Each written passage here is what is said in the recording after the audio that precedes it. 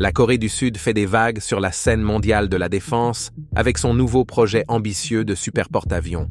Conçu pour rivaliser avec certaines des forces navales les plus avancées du monde, y compris la flotte en pleine expansion de la Chine, ce porte-avions ultramoderne représente une démarche audacieuse dans la lutte pour la suprématie en Asie-Pacifique. Mais comment se compare-t-il à la redoutable marine chinoise? Et qu'est-ce qui rend ce super porte-avions si révolutionnaire? Rejoignez-nous alors que nous plongeons dans les caractéristiques de pointe de cette puissance navale sud-coréenne et son potentiel à remodeler l'équilibre des forces dans la région. La Corée du Sud travaille sur un nouveau type de navire appelé CVX, une classe de porte-avions destinée à la marine de la République de Corée, ROKN. Vous l'avez peut-être entendu mentionner sous le nom de LPX-2 avant que son nom ne change. Le CVX constitue une avancée par rapport aux précédents navires d'assaut amphibies de classe Dokdo, qui étaient principalement conçus pour faciliter le débarquement des soldats et des véhicules sur les côtes.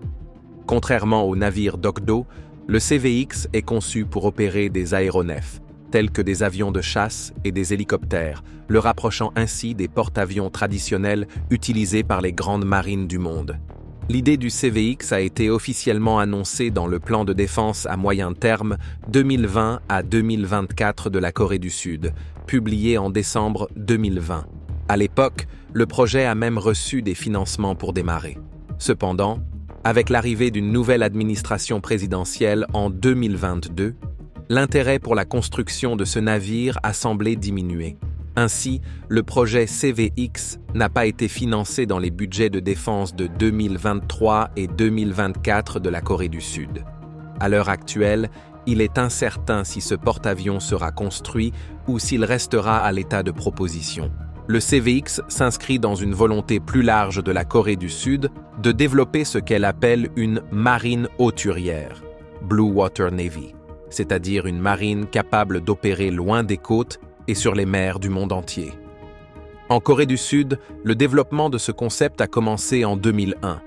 Le pays a déjà réalisé d'importants progrès avec des navires impressionnants tels que les navires d'assaut amphibies de classe Dokdo, les destroyers de classe Sejong le Grand, KDX-3, les destroyers de classe Chongmugong Yi Sunsin, les frégates de classe Incheon, ainsi que des sous-marins de pointe comme ceux de type 214. Mais pourquoi la Corée du Sud souhaite-t-elle une marine capable d'opérer en haute mer? Beaucoup de choses dépendent de sa position géographique et de ses voisins. La Corée du Sud est située entre deux puissances maritimes, la Chine et le Japon. Ces deux pays développent leur propre flotte de navires et, notamment, leurs porte-avions.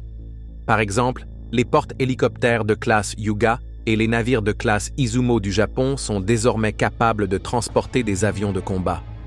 De son côté, la marine chinoise utilise actuellement deux porte-avions, le Liaoning et le Shandong, et prévoit d'en mettre en service un troisième, le Fujian, prochainement.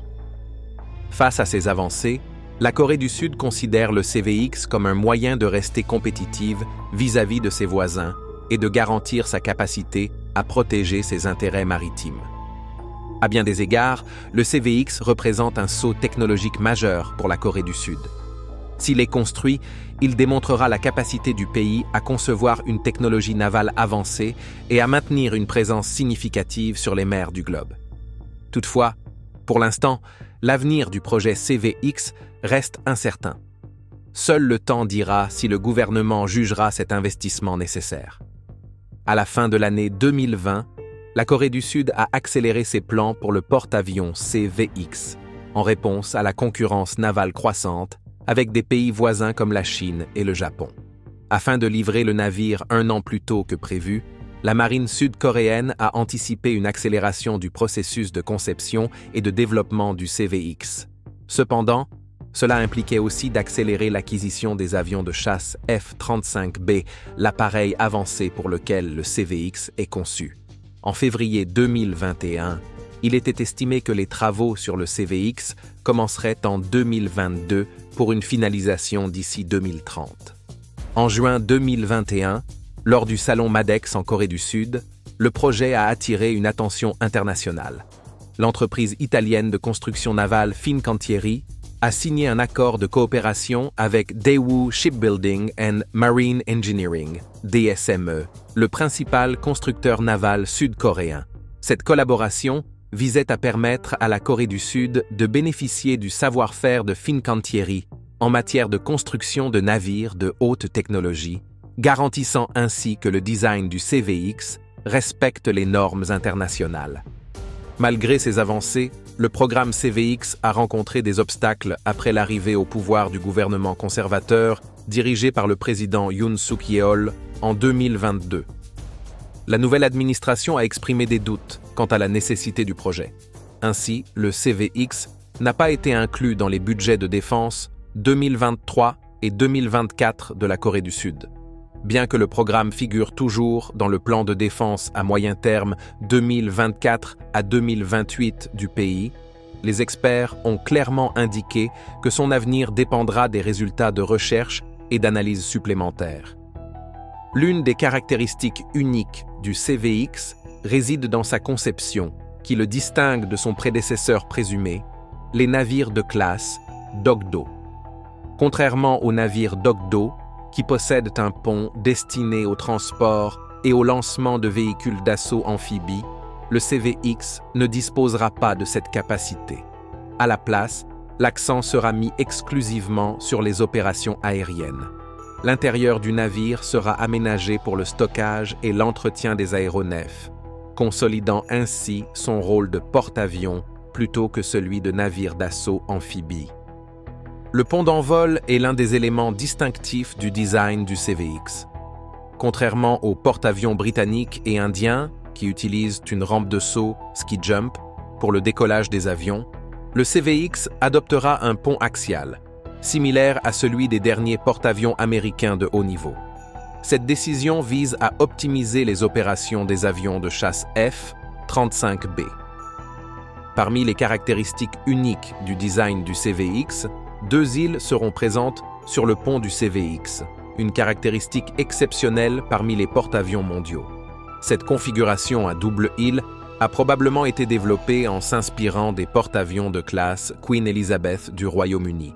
En raison de son travail sur le programme Queen Elizabeth, produit par la société britannique de défense Babcock International, qui a également fourni des conseils techniques au projet CVX, il ne serait pas déplacé d'adopter ce nouveau design. Le CVX disposera également de technologies domestiques de pointe. Le gouvernement sud-coréen a désormais déclaré que le navire abriterait des capteurs sophistiqués et des armements développés dans le pays. Un radar multirôle, MFR, sera installé pour développer la défense antimissile balistique, BMD, et le même système de radar multirôle sera appliqué aux destroyers de prochaine génération de classe KDDX. L'idée pour la Corée du Sud de construire son propre porte-avions a suscité un débat animé dans le pays. Ce débat a été particulièrement vif à Busan, où la construction navale, la principale entreprise susceptible de construire le porte-avions, a également son siège. La proposition a suscité des opinions fortes et négatives, allant des applaudissements enthousiastes au scepticisme total. Deuxièmement, peut-être l'argument le plus puissant pour lequel la Corée du Sud devrait investir dans un porte-avions réside dans la pression croissante des actions agressives de la Chine en mer de Chine méridionale. La Chine vise depuis longtemps à affirmer son contrôle sur cette artère stratégique, principale route pétrolière, allant du Golfe Persique aux démocraties d'Asie de l'Est, comme le Japon, la République de Corée et la République de Chine. Si la Chine prend le contrôle total de la mer de Chine méridionale, elle pourrait potentiellement utiliser cette pression pour perturber l'approvisionnement en pétrole et en autres ressources vers ces nations sous prétexte de justifications fabriquées. Cette possibilité alarme, car il ne s'agit pas seulement de stratégie militaire, mais de survie économique. La mer de Chine méridionale n'est pas particulièrement riche en ressources naturelles facilement exploitables, ni ses petites îles et bancs de sable intrinsèquement précieux. Plus spécifiquement, le véritable gain pour la Chine est le contrôle des voies maritimes qui soutiennent la sécurité énergétique régionale. Si Pékin établit sa domination avec un nombre suffisant de bases et de ressources, il pourrait utiliser des blocages ou des embargos comme instrument de pression. Cette situation met en lumière les raisons pour lesquelles des pays comme la Corée du Sud pourraient investir dans un porte-avions capable de projeter de la puissance au-delà de leurs frontières. La Corée du Sud a-t-elle la capacité d'appliquer un tel changement fondamental dans son paradigme géopolitique? Construire un porte-avions, c'est décider d'une nouvelle étape dans les interactions militaires et géopolitiques qui vont au-delà de la péninsule coréenne. Il serait nécessaire pour la Corée du Sud de considérer sérieusement l'élargissement de son rayonnement vers le sud, en tension avec la domination maritime de la Chine dans la première chaîne d'îles, et de travailler avec le Japon, qui est menacé de la même manière et qui dispose déjà d'une marine plus importante. Bien que cela puisse servir à renforcer la sécurité interétatique, il s'agirait d'un pas substantiel pour un pays qui a historiquement concentré ses préoccupations en politique étrangère sur des questions affectant la péninsule, selon une perspective péninsulaire vers continent. Sous l'administration sortante de Moon Jae-in, on disait que la recherche d'un porte-avions était largement motivée par une course aux armements avec le Japon plutôt que par un plan stratégique bien défini.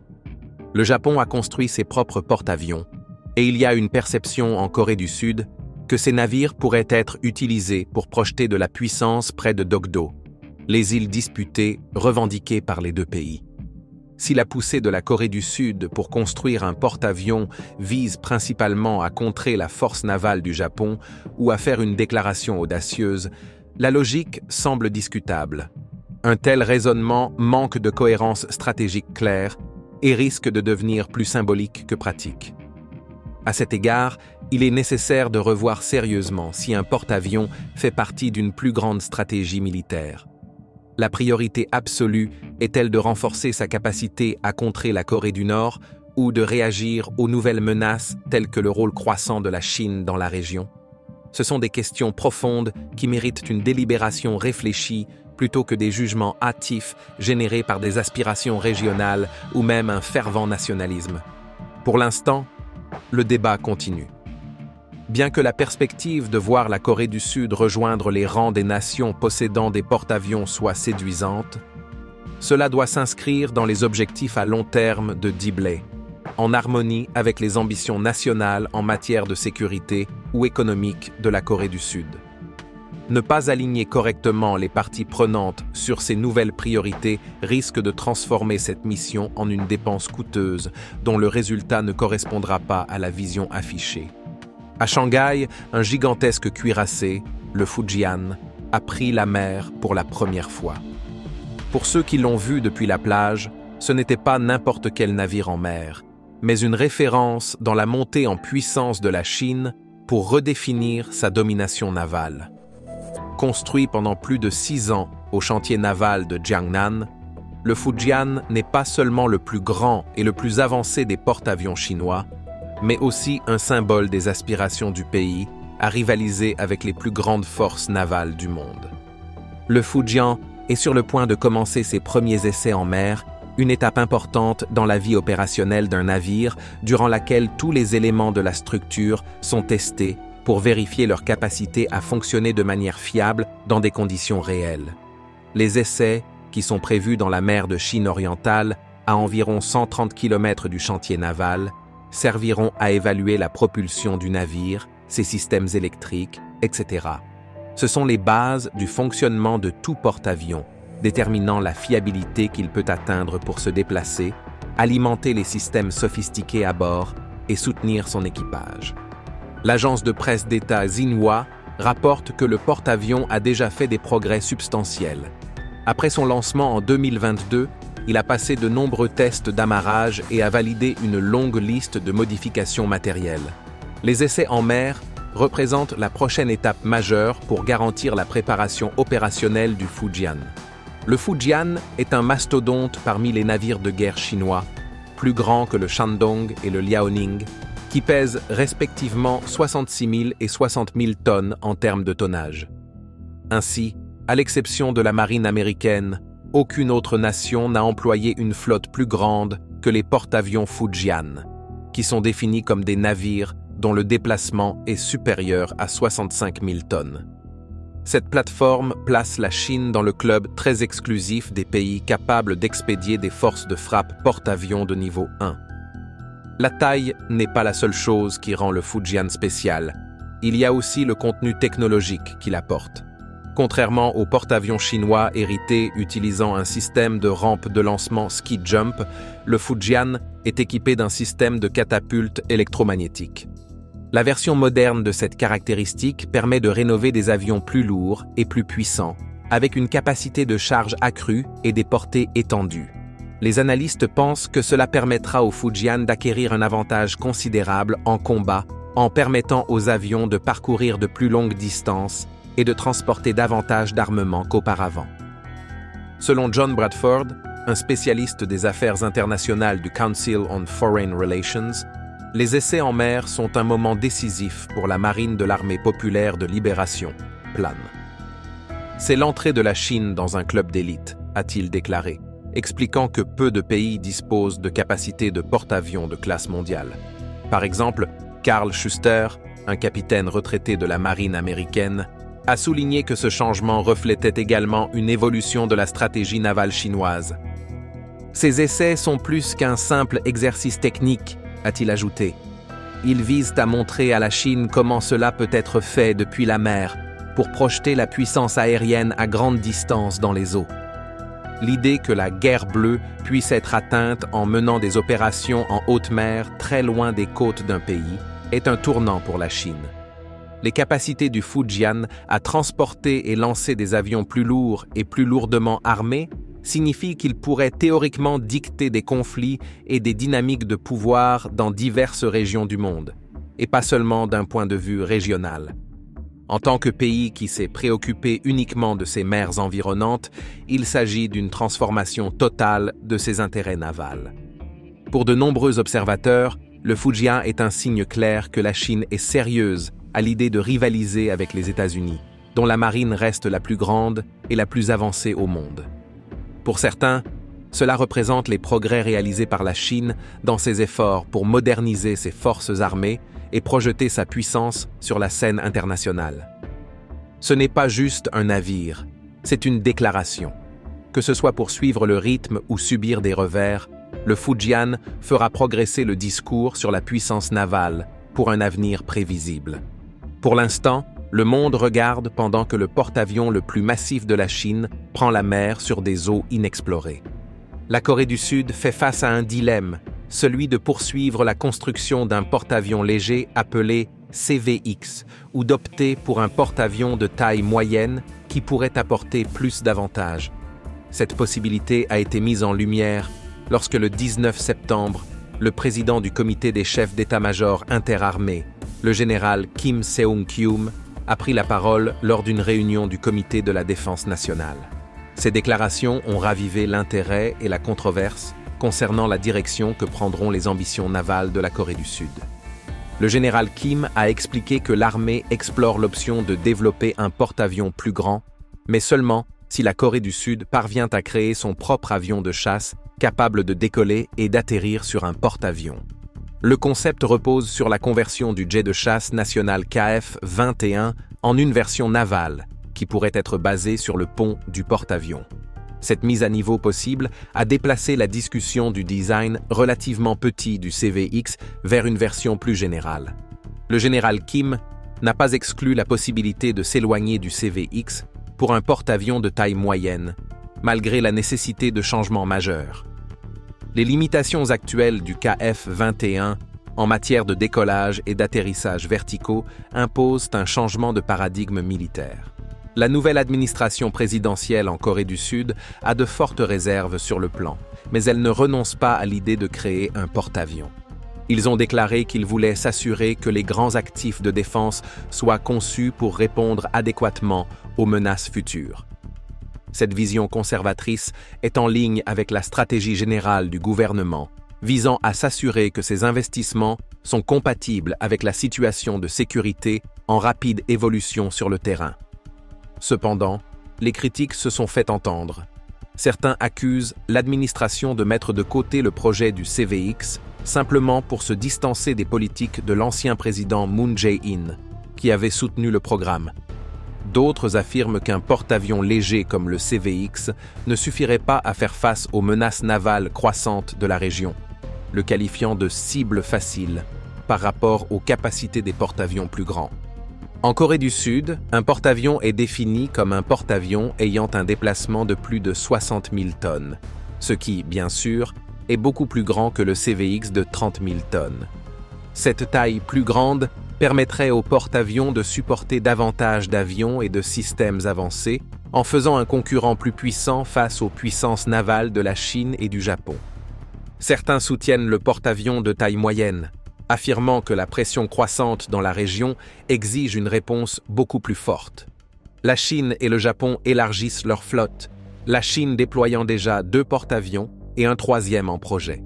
Un porte-avions plus grand permettrait à la Corée du Sud d'avoir une empreinte beaucoup plus forte dans les eaux internationales, lui permettant ainsi de défendre ses intérêts face à la concurrence régionale croissante. Tout le monde, y compris le ministre de la Défense nationale, Lee Jong-sup, a donné son avis. Il a apparemment reconnu l'utilité d'un porte-avions léger, mais a souligné que la décision de poursuivre dépendait du développement d'avions nationaux capables d'opérer efficacement en mer. La controverse autour du CVX n'est qu'une partie d'une discussion plus large sur le rôle de la Corée du Sud en tant que puissance navale. Bien que plusieurs personnes considèrent le projet comme un préalable nécessaire à la modernisation de l'armée et à l'amélioration de sa capacité de projection de puissance, d'autres le considèrent comme un investissement gaspillé ou une réponse inadéquate aux menaces dans la région. La perspective d'un porte-avions de taille moyenne a introduit une autre dimension à cette question. La construction d'un navire plus grand prendrait plus de temps, d'argent et de moyens pour être réalisée, mais permettrait également à la Corée du Sud de devenir l'une des principales marines actives dans les opérations navales mondiales. La Corée du Sud envisage l'acquisition d'un porte-avions plus grand ou d'un CVX pour renforcer ses capacités navales. Le USS Theodore Roosevelt, un porte-avions propulsé par nucléaire, a visité le pays pour un exercice militaire trilatéral avec la Corée du Sud et le Japon, connu sous le nom de Freedom Edge.